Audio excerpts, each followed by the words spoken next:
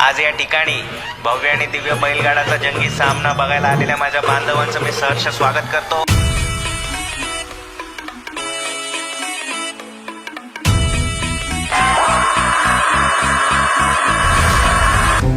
घाटावरती बैल कसा पळतो ते नको पाहू. तुझ्या बैलाच्या वेळेस सेकंद काटा कसा हळू पळेल ते पहा.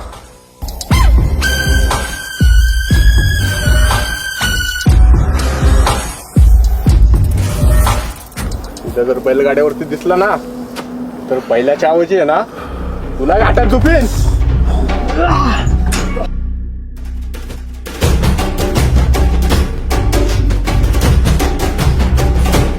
विषय आपल्यापर्यंत होता तो ठीक होत.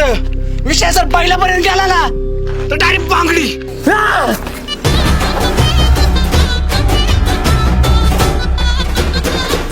पैशावाल्यांसाठी ना तो एक बैल असेल पण आम्हाला शेतकऱ्यांसाठी ना बैल जीव आहे.